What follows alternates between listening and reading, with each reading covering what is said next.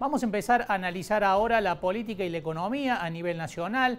El gobierno de Javier Milei le confirmó en las últimas horas a las entidades del campo que pretende incrementar las retenciones e incluso aquellas actividades que son consideradas economías regionales y que no venían pagando retenciones, en algunos casos van a tener una alícuota del 15%, excepto la soja, que va a continuar pagando la alícuota que venía pagando hasta ahora. Estamos en comunicación con Javier Rotondo, vicepresidente de CRA.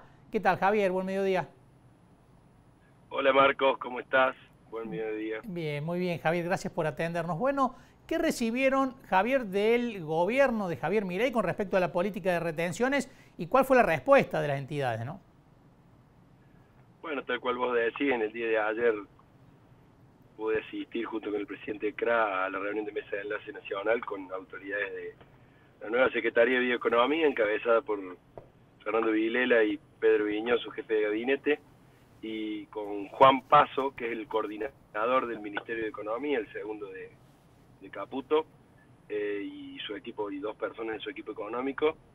Lo que nosotros creo que cuestionamos o entendiendo y contextualizando la grave situación que tiene el país, es que en el día anterior, el miércoles a la tarde, escuchamos las medidas del ministro Caputo. No hubo una clara especificación o no se dijo directamente, y eso genera muchísima falta de confianza necesaria para que todos los sectores podamos contextualizar y elaborar este plan, o ser partícipes o colaborar como lo viene haciendo con la presión fiscal que ningún otro sector de la economía tiene, el sector agropecuario, durante décadas.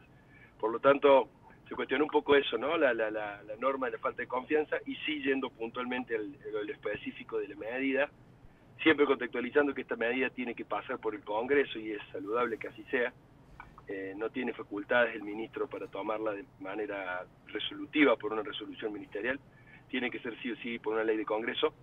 Poder haber abierto el diálogo de una mesa técnica para rebatir cada uno de los economías regionales que se ven francamente fuera de competitividad y afectadas medularmente.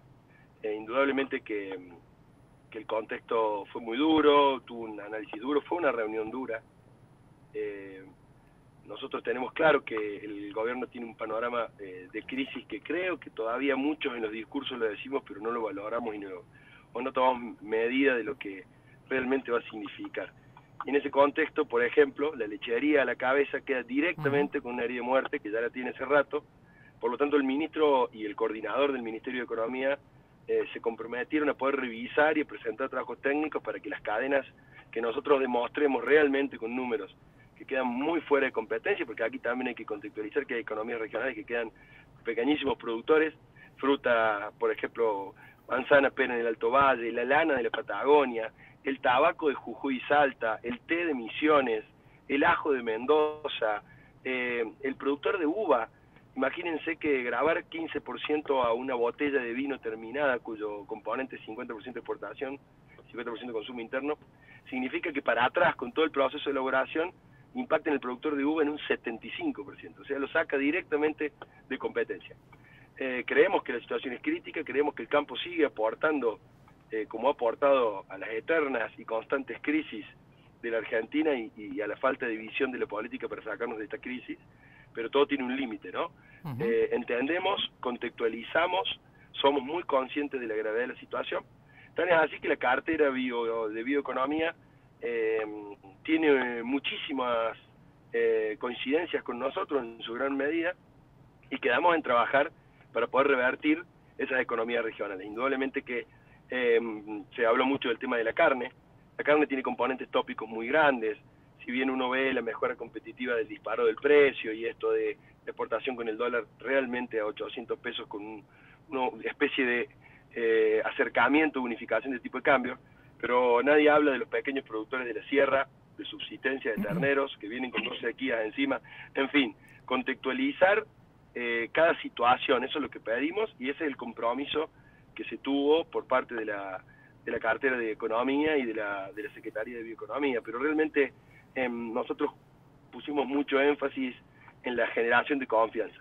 Y esto claramente arranca, si vos no tenés una coerción entre uno de los brazos de economía, que es la Secretaría de Bioeconomía, y los productores o las entidades agropecuarias y el Ministerio quien toma las medidas en esta crisis, es muy difícil poder seguir generando adhesiones y apoyos a la salida de la crisis con un plan económico que tiene doble mensaje, ¿no? Realmente a nosotros nos cuesta mucho decirle a los productores y a nuestros representados que escucharon una cosa y que después terminó siendo otra. Javier, cuando se hacen los análisis con respecto a, bueno, quiénes son los ganadores y quiénes son los perdedores de las medidas que anunció Caputo, hay muchos que dicen, bueno, el sector exportador, el campo, está entre los ganadores porque tiene un diferencial de tipo de cambio muy beneficioso. Por la situación que vos estás describiendo, esto no es tan así y no es uniforme, ¿no? Absolutamente. Siempre las medidas tienen un componente de interpretación general y un componente que siempre nosotros tenemos, los dirigentes agropecuarios, la difícil tarea de llevarlo a la realidad y expresar en números o en datos. Yo te pongo un ejemplo puntual. Indudablemente, y sería realmente un necio, o seríamos necios si no lo reconociéramos, que la ecuación de trigo, de maíz, o aún si te pones a pensar la carne, tuvo una mejora de rentabilidad con una unificación de tipo de cambio, que era algo que nosotros veníamos reclamando.